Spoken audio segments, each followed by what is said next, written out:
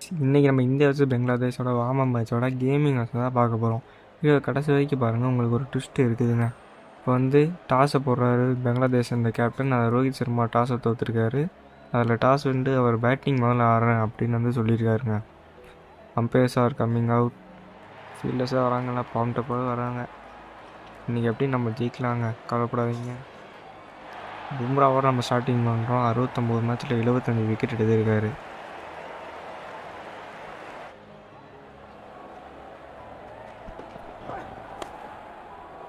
சௌமியா சர்க்கார் ரொம்ப வருஷம் ஆடிட்டு இருக்காரு பெங்களாதேஷுக்காக. இன்றைக்கி என்ன பண்ணுறான்னு பார்ப்போம். பும்ரா மொதல் பால் இந்த வேர்ல்டு கப் வார்ம் மேட்ச்சில் சீவி விட்டுருக்காருங்க.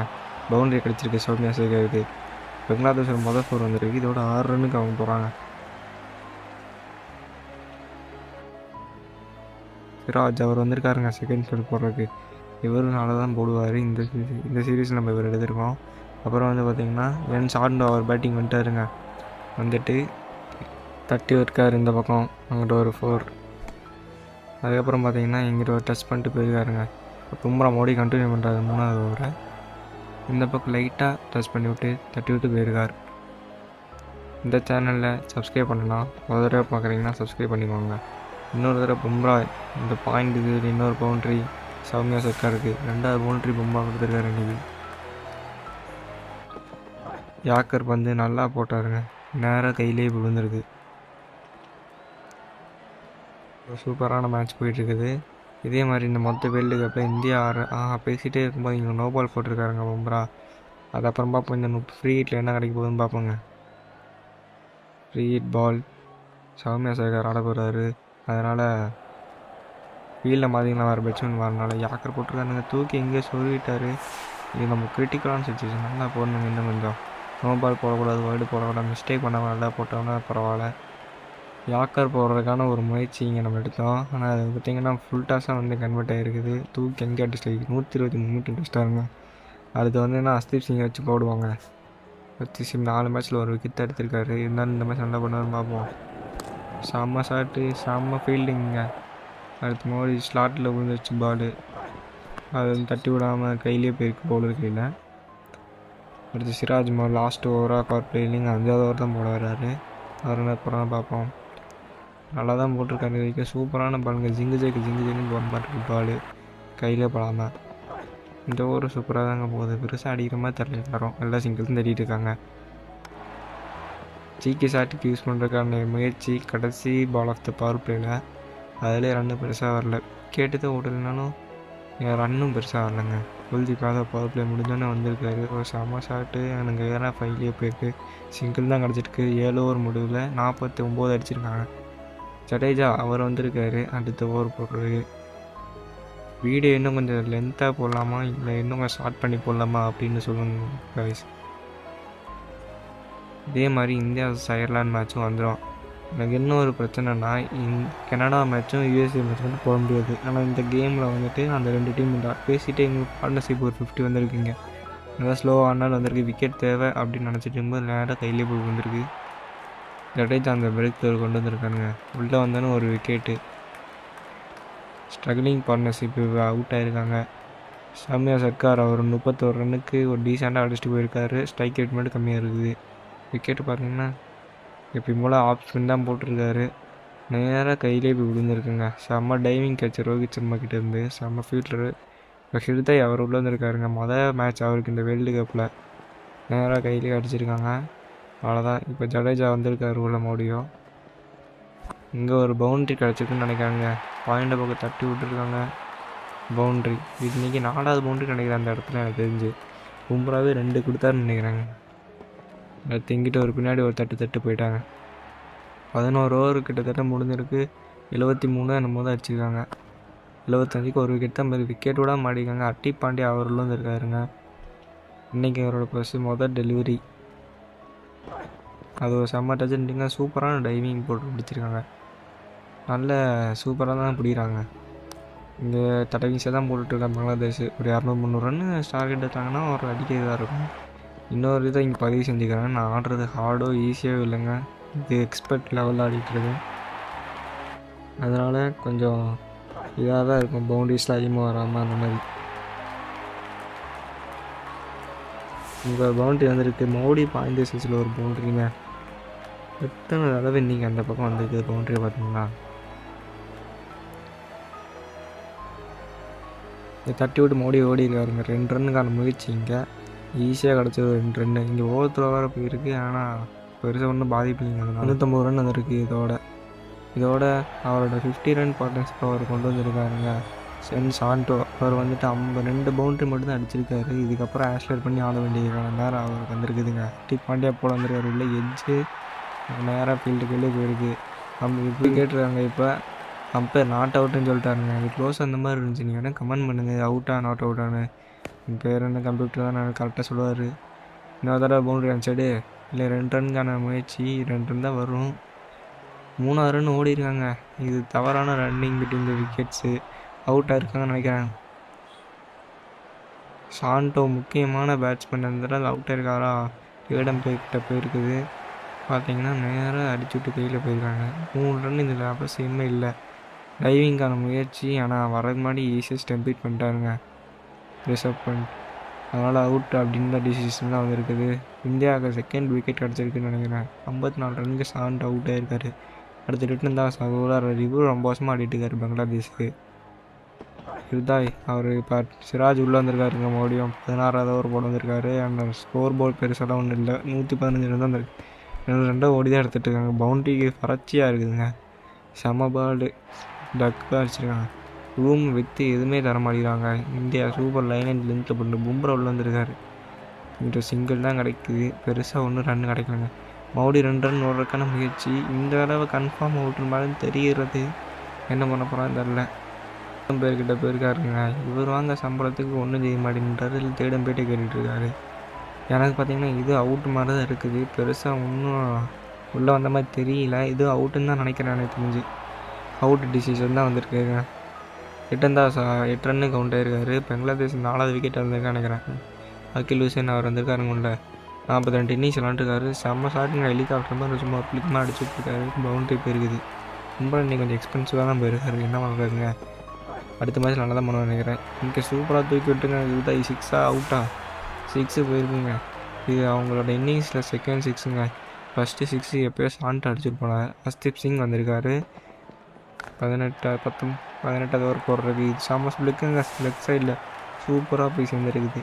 6க்கு சூப்பர் 6 அடிச்சிருக்காருங்க. இங்கே இதுதான் ஒரு செம்ம பார்ட்னர்ஷிப் போட்டுட்ருக்காரு. இங்கே பின்னாடி போயிருங்க. அவுட்டுன்னு நினைக்கிறேன். செம்ம கேட்ச். ஸ்ட்ரைட்டாக நேராக நல்லா தான் ஆடிட்டு இருந்தார். எதுக்கு இந்த பின்னாடி ஷாட்டு? நேராக அடிக்க மாட்டேன்றாங்க யாருமே இந்த காலத்தில். 43 ரன்களுக்கு அவுட்டாக இருக்கார் இதாய். விக்கெட் பார்த்தீங்கன்னா சூப்பரான விக்கெட் ஹர்ஷ்தீப் சிங்க்கு. யாக்கருக்கான முயற்சி. அதையும் ஃபுல் டாஸாக கன்வெர்ட் பண்ணிக்க. லோ ஃபுல் டாஸ் அடிக்கிறது அவ்வளோ கஷ்டம் இல்லை. அது நேராகவே அடிச்சிருக்கலாம். ஸ்ட்ரைட் அடிச்சிருந்தால் ஒரு 6 கிடச்சிருக்குங்க. அடுத்ததாக எஸ் ஹுசேன் வந்திருக்காருங்க. அவர் பார்ப்போம்.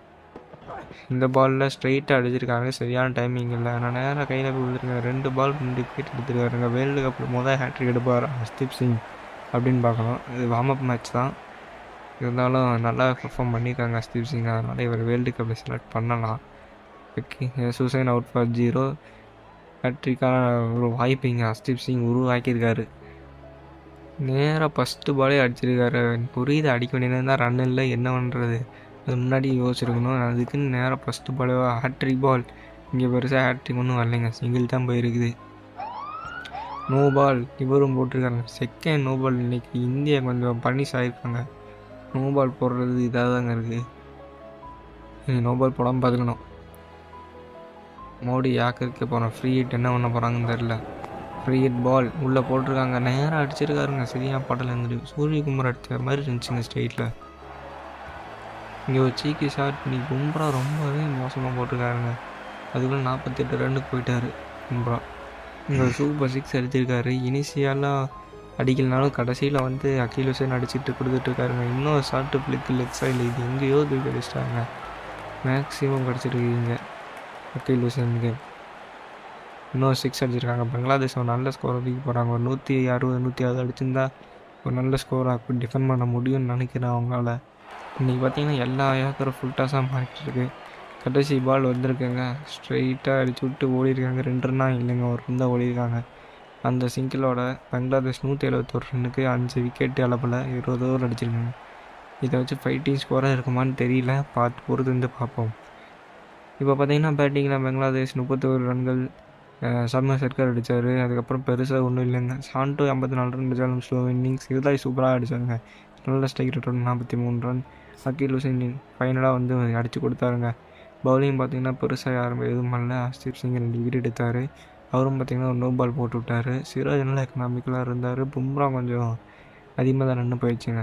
ஜடேஜாவும் ஒரு விக்கெட் எடுத்திருக்காரு. அவ்வளோதான். இந்தியா வெற்றி பெற 172 ரன் தேவை 20 ஓவரில். பங்களாதேஷிங்கெலாம் 10 விக்கெட் தேவை. இங்கே முஸ்தபிர் ரஹ்மான் அவர் ஆரம்பிச்சிருக்காரு. ஜெய்ஸ்வால் அவர் வந்திருக்காரு. இங்கிட்டு இங்கே மொதல் பால் இங்கே ஜெய்ஸ்வால் என்ன பண்ண போகிறாரு, ஒரு டாட் பால் பார்த்து ஆடிருக்காரு. அடுத்த பால் பேர்த்து ஆடுவாரா. ரோஹித் சர்மாவுக்கு சிங்கிள் எடுத்து கொடுத்துருக்காருங்க. ரோஹித் சர்மா நீங்கள் நம்ம அடித்து பார்ப்போம் அப்படின்ட்டு இருக்காரா. இங்கே ஜெய்ஸ்வால் மறுபடியும் அடிச்சிருக்காருங்க. கவர்ஸ் மேலே ஒரு பவுண்ட்ரி. இது ரொம்ப க்ளீனாலாம் அடிக்கல, ஓரளவுக்கு பட்டு தான் போயிருக்குது.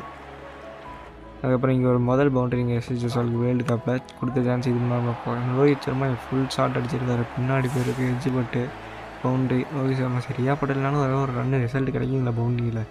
இங்கே எஸ்லாம் வந்திருக்காருங்க. யாக்கருக்கான முயற்சிங்க நான் தூக்கி எடுத்துருக்காருங்க. ஜெய்ஸ்வாலுங்க சூப்பரான ஷாட்டுங்க. இன்றைக்கி அவர் நல்லா படுது. ஒரு 6 ஒரு 4 அடிச்சிருக்காரு. அதே சமயம் ரோஹித் சர்மா கொஞ்சம் பார்த்து ஆடுறாரு இனிஷியலாக ஒரு 2-3 பாலுக்கு. அப்புறம் அவர் அடிப்பார்னு தான் நினைக்கிறேன். பாப்பா நீங்கள் 2 இடத்துல யார் அடிக்கிறாங்க. 6 டிஸ்டன்ஸ் 79 மீட்டர் போயிருக்கு. ஆசன் வந்திருக்காரு. உள்ளே போடுறதுக்கான முயற்சி. ரோஹித் சர்மா புல்லட் வேதில் அடிச்சிருக்காருங்க. செம்ம ஃபாஸ்ட்டாக போயிருக்கு பவுண்ட்ரிக்கு. பவுலர் வந்து மொதல் பால்லே அடிச்சிருக்காருங்க. என்ன ஷாட்டு. இங்கே இப்போ ஜெய்ஸ்வாலுக்கு போடுறாரு. அவர் அதோட வேகமாக அடிச்சிருக்காருங்க. ரோஹித் சர்மா நீங்கள் இந்த மட்டும் தான் அடிப்பீங்களா, நானும் அடிப்பேன் அப்படின்ற மாதிரி அடிச்சிருக்காரு. இன்றைக்கி நல்லா படுது நம்மளுக்கு விளாட்றக்கு. நல்லா ஸ்லாட்டில் போடுறாங்க.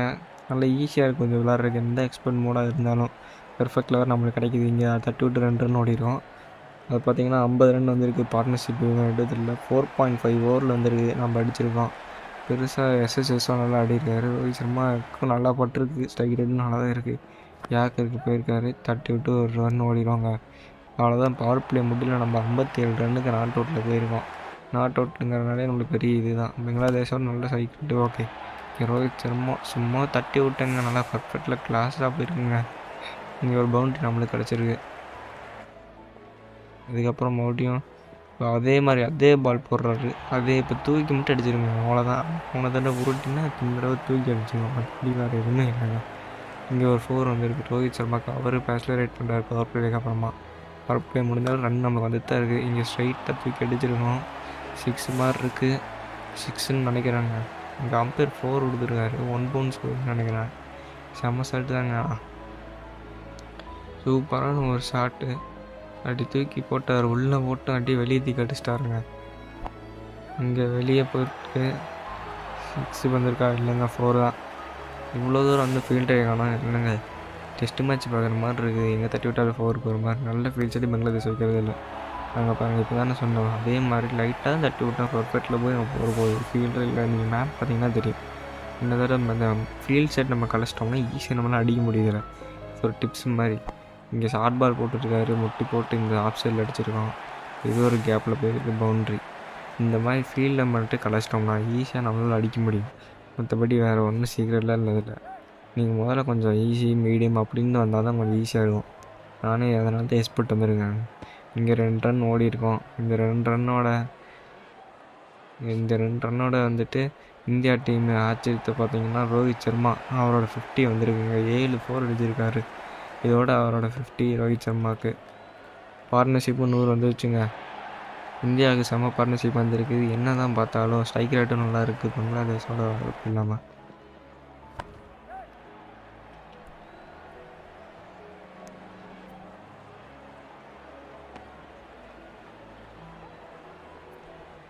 சைட் தட்டி விட்டு 2 ரன் அடிக்காங்க பங்களாதேஷ் ஃபீல்டர்கிட்ட. செம்மையான ஸ்டார்டிங் போட்டுருக்காங்க. 100 ரன்னு நல்ல பார்ட்னர்ஷிப்பும் வந்துருச்சு. இப்போ பார்த்தீங்கன்னா ஜெய்ஸ்வாலோட 50 வந்துருக்குங்க. 3 4 ஒரு 6 அடிச்சிருக்காரு.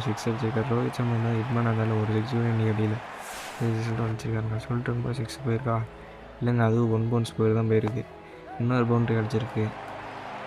இங்கே ரோஹித் சர்மா நல்லா அட்டாக்கிங் ஃபீல்டாக போயிட்டுருக்காரு. அவருக்கு எனக்கு தெரிஞ்சு செஞ்சுரி நோக்கி போயிட்டுருக்காரு நினைக்கிறேன். 70 ரன் வந்திருக்காரு 38 பால். ஜெய்ஸ்வால் மறுபடியும் ஸ்ட்ரைட்டில் வந்து அடிச்சிருக்காருங்க. என்ன தான் பிரச்சனைனா இங்கே பங்களாதேஷ் வந்துட்டு சிங்கிள் மட்டும் தட்டிட்டு இருக்காங்க. பவுண்டரிக்கு ஆப்ஷனே எடுக்கல. அக்ரெசிவ் இன்டென்ட்டே இல்லைங்க பங்களாதேஷ்கிட்ட. அந்த அளவுக்கு நம்ம நல்லா போட்டிருக்கோமா இல்லை அவங்க அவ்வளோதான் அடிச்சிருக்காங்களான்னு தெரில. இந்த வாரம் அடி பொழந்து கட்டிட்டு இருக்காரு எஸ்எஸ் ஜெய்ஸ்வால். நம்மளுக்கு அந்த இன்டென்ட் இருக்குது, கொஞ்சமாக ஸ்லாட் யூஸ் பண்ணி அடிக்கிறோம். மோடி வீட்டில் தான் தூக்கிட்டு இருக்காரு. நான் தட்டி விட்டு 2 ரன்னா இல்லைங்க ஒரு ரன் தான் ஓடி இருக்கோம். கீழே இருக்கார் ரோஹித் சர்மா. இங்கே அதோட 150 பார்ட்னர்ஷிப் வந்துருக்குதுங்க இந்தியா டீமுக்கு. இவங்க 2 பேரும் முடிச்சு கொடுத்துருவாங்கன்னு நினைக்கிறேன். 150 பாம்பு மேட்ச்லேயே அவனுக்கு கிடச்சிங்க. இந்த வேர்ல்டு கப் எவ்வளோ ரிசல்ட்டாக போகணுன்னு பாருங்கள். 88 பால் அடிச்சிருக்காங்க. என்ன தான் அந்த 100 ரன்னுக்கு அப்புறம் கொஞ்சம் ஸ்லோவாக அந்த மாதிரி இருந்தாலும் ஆனால் ஓரளவுக்கு ஃபாஸ்ட்டாகவே ரன் வந்துருச்சு. 67 பால். கொஞ்சம் எஸ்எஸ்சி பவர் பிளேக்கு அப்புறம்லேருந்து கொஞ்சம் ஸ்லோவாக ஆனார். இப்போ 2-3 ஓவராக அடிச்சிட்ருக்காரு அவரும். ஒரு ஷார்ட் பால் மாதிரி இதாக இருந்துச்சு, அதனால கொஞ்சம் ஸ்டார்ட் பண்ணி ஆட்டார். பாருங்க நம்மக்கிட்டே வித்தையை காட்டுறான். கட்டையை கொண்டாடி அவனை விட்டு பையன். அடுத்து பார்த்தீங்கன்னா ரோஹித் சர்மா. அவருக்கு போய் ஷார்ட் பால்லாம் ஸ்பின்னர் போட்டாங்கன்னா எப்படி அடிக்காம ஃப்ரண்ட் ஃபுட்டில் இருந்தால் பின்னாடி அடிக்கிறாங்க. கொஞ்சம் தூக்கி விட்டா சூரியகுமார் அதுக்கிட்ட ப்ராக்டிஸ் எடுத்துருப்பாரு போல். இங்கே பாருங்க அவ்வளோதான், செம்ம 6 வந்துருக்கு இங்கே ரோஹித் சர்மாவுக்கு. இதோட அவர் 90 ஸ்கூலில் போயிட்டாருன்னு நினைக்கிறேன். 78 மீட்டர் 6 போயிருக்கு. 92 ரன் வந்திருக்கு 50 பாலில். செம்ம க்ளோஸ் டெலிவரிங்க. கொஞ்சம் ட்ரிஃப்டாகி கொஞ்சம் ஃப்ளிப்பர் மாதிரி போட்டிருப்பாருன்னு நினைக்கிறேன். இங்கே இவர் ஃபஸ்ட்டு பேர் நம்ம திரும்ப வந்திருக்காருங்க. அட்டாக்கில் தான் ரோஹித் சர்மா பின்னாடி ஒரு கலாசி விட்டுருக்காரு. அதுவும் நம்மளுக்கு ஒரு பவுண்டரியாக வந்துடுச்சு. இதோட ரோஹித் சர்மா 96 ரன்களுக்கு போகிறார். அப்புறம் பார்த்திங்கன்னா ரோஹித் சர்மா இங்கே முட்டி போட்டு அடிச்சிருக்காருங்க. 2 ரன் கிடச்சிருக்கு. இந்த 2 ரன்னோட இந்தியாவோட வெற்றி மட்டும் இல்லைங்க. வாம மேட்ச்சில் ரோஹித் சர்மாவோட 100 ஒரு கேப்டனாக இருந்து இப்படி அடிச்சிருந்த டீமுக்கு எவ்வளோ பெரிய இதுன்னு எல்லாத்துக்குமே தெரியும். இந்த கேம் பிளே உங்களுக்கு நல்லா பிடிச்சிருக்கான்னு சொல்லுங்கள். இது எவ்வளோ பெரிய கேம் பிளே இப்படிலாம் நான் சொல்ல மாட்டேன்.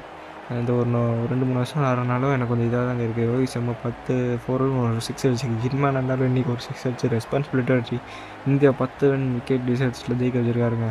எஸ்எஸ் ஜெய்ஸ்வால் ஒரு யங்ஸ்டராக இருந்தாலும் பொறுப்படுத்த ஆடி கடைசி வரைக்கும் நின்றாருங்க. அதனால தான் ஜெயிக்க முடிஞ்சுங்க. என்னோடய கேம் பிளே எப்படி இருக்குன்னு கமெண்ட் பண்ணிட்டு போங்க. அதுக்கப்புறம் இந்த வேர்ல்டு கப் ஃபுல்லாக வரும். அதனால் என்னோடய சேனலை சப்ஸ்கிரைப் பண்ணி பெல்லைக்கன் ஆலில் போட்டு வச்சுக்கோங்க. இன்றைக்கி பார்த்தீங்கன்னா எஸ்எஸ் ஜெய்ஸ்வால் கொஞ்சம் ஸ்லோவாக ஆனாலும் இனிஷியலாக கொஞ்சம் வேகமாக ஆடி ரோஹித் சர்மாவுக்கு நல்லா ஹெல்ப்ஃபுல் பண்ணாருங்க. ரோஹித் சர்மா இன்றைக்கி பார்த்தீங்கன்னா 100 ரன் அடிச்சிருக்காரு. யாருமே விக்கெட் எடுக்கிற பங்களாதேஷ் போலிங்கன்னா அதான் கொஞ்சம் இதாக இருக்குது. எக்கனாமின்னு பார்த்தாலும் எஸ்எல் லூசன் மட்டும் தான் போட்டுருக்காரு. அது 2 ஓவர் மட்டும் தான் போட்டதுனால வேறு எதுவும் இல்லை.